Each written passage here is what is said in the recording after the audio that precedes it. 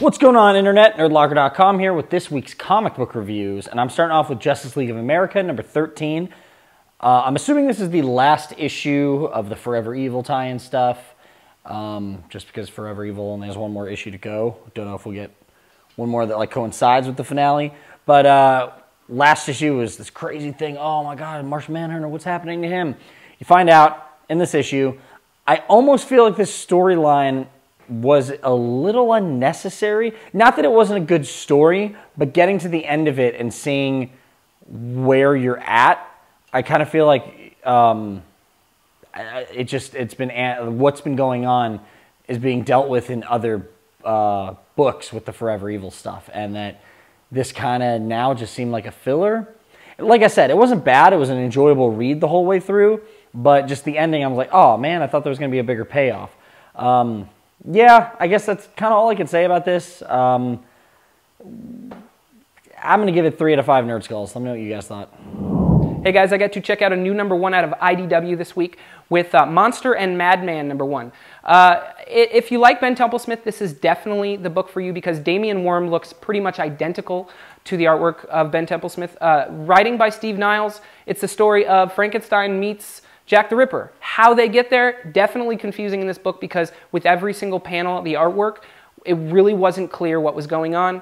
The placement of the panels was sort of confusing as well. I really wanted to understand what was going on 100% of the time, and I did not get that. The Steve Niles writing is always great, but you will have to wait until the last few pages for that big reveal. So wait for it, sift through the artwork, and it will be great. I'm going to give this book 3 out of 5 nerd skulls. All right, guys, come here with my reviews for this week. I got to do the Star Wars #6.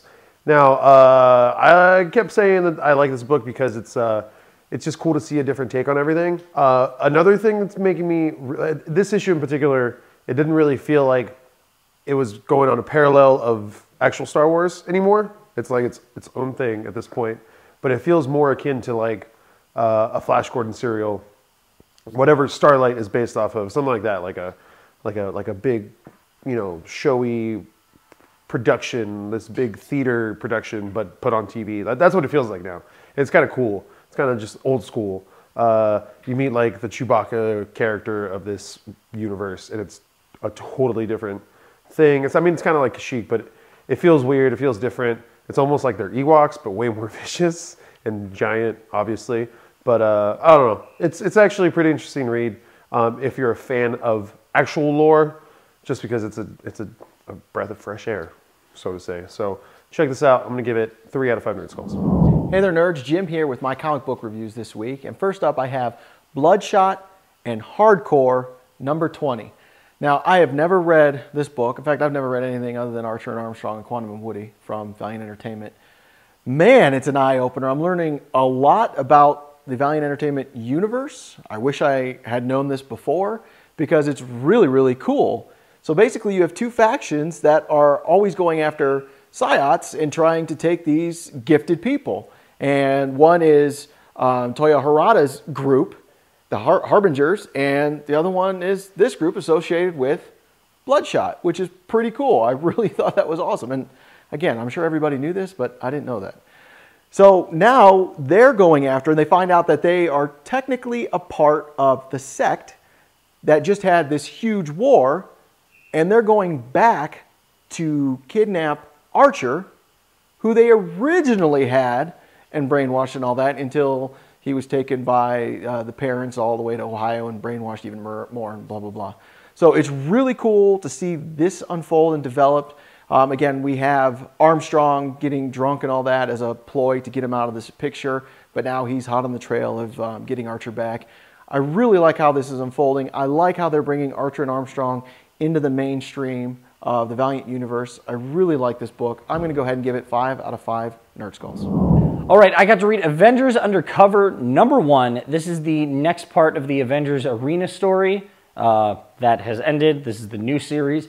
If you read Avengers Arena, Arcade took a bunch of the younger kids in the Marvel Universe, had them fight to the death in Murder World. They got out, but at the end of it, Arcade releases all the videos onto the internet so the world could see what he did, what was done to everyone. And a lot of the kids are looking for revenge, Bloodstone especially, and he's trying to hunt down Arcade, figures out that he's with the Masters of Evil, and basically just jumps down to go wipe him out. And the remaining members decide that he's totally lost it. They need to go rescue him, so they're going to go find the Masters of Evil. That's kind of just the setup in this book. I'm waiting to see what's going to happen in the other ones, but I loved Avengers Arena, and I really want to see what happens in this. I kind of like that they're not really holding their punches with these kids. I mean, the whole thing with Avengers Arena is I was really thinking everyone was going to make it out, but they killed off big characters in the Marvel Universe. So I'm excited to see what this one holds. I would definitely check it out. It's a #1, so you could just hop on right now, and they give a cool little recap in the beginning. I'm giving this 4 out of 5 Nerd Skulls. One of my favorite books out of Image out right now, Manifest Destiny #5 came out, and it was an excellent issue. Not only do you get some more plant life zombies, however you want to call them. I don't like moss zombies. It's harder to say. But I got to come up with something because this book is just kick-ass. I love it. If you don't know, discovers in a new land, trying to figure out what the hell is going on. And in this issue, it's definitely like the Revenge of Fern Gully or something going on. Plus, it has the inclusion of Greek fire in a really awesome way. You're just going to have to read this book because I can't even begin to explain what's going on in it. It's just a wild ride, and yeah, it's awesome. So I'm going to give it 5 out of 5 Nerd Skulls. Check out Manifest Destiny #5. All right, guys, so I also got to read Star Wars #15 this week because I love that book, and I feel like I need to. It's like air when it comes out because it's good. Anyways, Princess Leia makes awesome pact.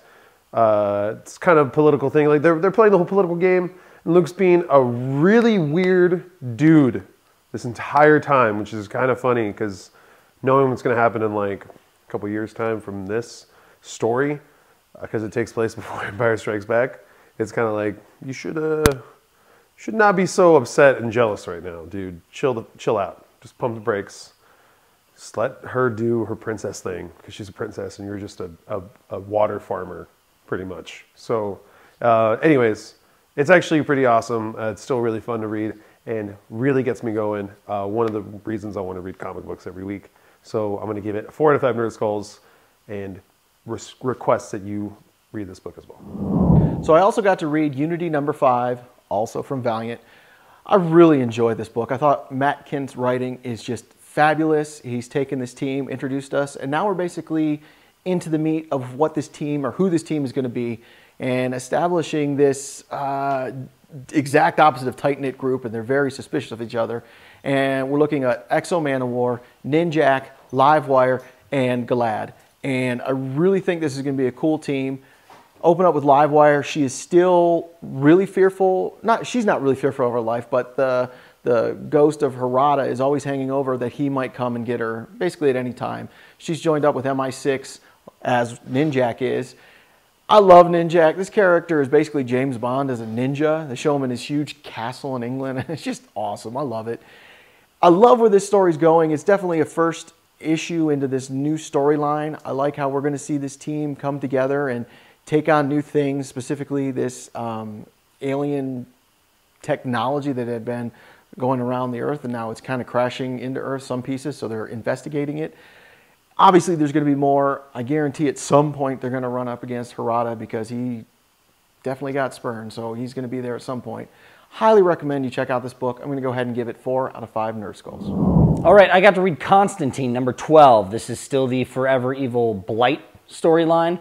And as much as I'm loving this, because it's really cool and it is showing that, or it's showing how the crime syndicate is dealing with the mystic end of all the superheroes while they're trying to take over the world, I'm really just excited to get back to awesome Constantine stories. Because, I mean, I like that they're integrating him with other characters and stuff, but it's just a little more over the top for Constantine than what I've been used to.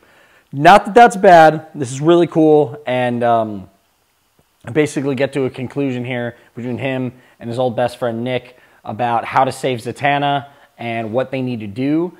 This will be continued in Pandora, which I kind of like that they're going through this, Justice League Dark, Pandora, and Phantom Stranger, because it's kind of giving you a chance to get to know all these characters. But I would definitely pick this up. I'm giving it 4 out of 5 Nerd Skulls. All right, guys, so I got to read Captain Marvel #1 this week as well. And I got to say, I'm not the biggest fan of Carol Danvers, but I really want to see her do some cool things. I liked her as Warbird. I liked House of M time when they restarted Avengers, how she was kind of coming into her own and trying to like make her name as Miss Marvel. And now that she's kind of jumped up, I want to see how it goes. I like her character kind of growing up. But with this book, it doesn't really show me what's going to be cool. This is my only gripe with it. It doesn't show me what's going to be awesome coming up. It doesn't show me like those cool plot threads. Oh, man, that's going to look so sweet. Oh, who's this dude who's following her? None of that. It's all like cool character development, but like stuff that she's been going through and stuff that she wants to do. And like, yeah, guess what? I go through the same thing because like, I don't know what I want to do, but like, I want my characters to know what they're doing so that way I can do exactly what they're doing. I don't know. It was just weird. It was just a little, it wasn't enough to get me interested in the next issue, which really sucks because I want to read the next issue and now I have no reason to do it. So pretty much, I don't know. I'm going to give it 3 out of 5 Nerd Skulls. Not in a good way. I'm going to give it 2.5 Nerd Skulls. That's what I'm going to do because that's not good. 3 is okay. 3 is passable. 2.5, go back and rewrite it. So do that. Hey fellow nerds, Jasper here, and I just got done reading Secret Avengers issue 1. Secret Avengers has relaunched, and Maria Hill is now running a special covert ops organization with Black Widow, Spider-Woman, Nick Fury, Agent Coulson, and Hawkeye.